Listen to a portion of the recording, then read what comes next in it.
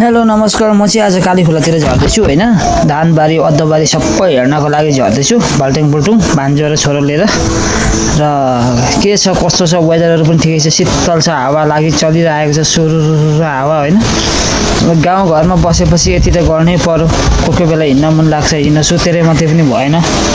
र यस्तो छ कि अब बिमारी हुन पनि अब निकै गाह्रै हुँदो रहेछ। हेर्दै गर्नुहोस्, अदुवा रोपेदेखि म बारीतिर पसेको छुइनँ बिमारी भएर।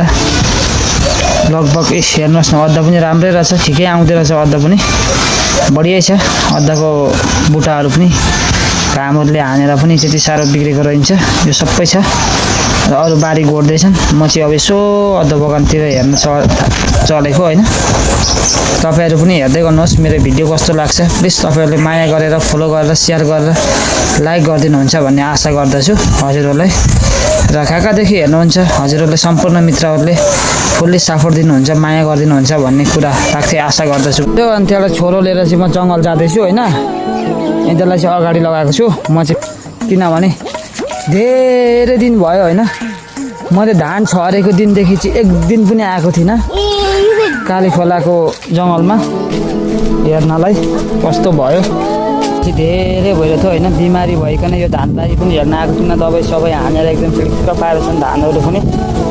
यस्तो छ कि अब आफूले गर्न नसक्दाखेरि चाहिँ हैन निकै गाह्रै हुँदो रहेछ। दबाई सबै निकै हानेछ, जंगल पनि मरेछ, धान पनि ठिकै छरेछु, पातलो पनि हैन बाक्लो पनि हैन, निकै छ धान अलिकति।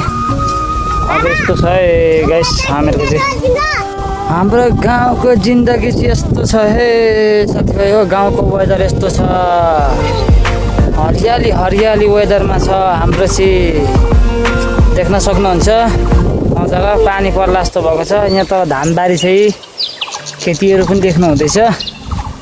र हैन म यहाँ छु आज हल्का काली खोलातिर झरेको। है हाम्रा दुईटा डन, छोटा डन र बडा डन चाहिँ यहाँ छन्। तिमीले कहाँ पुगेर आएको हौ? ए यता हेर त। हाई गाइस, खोइ त भनेको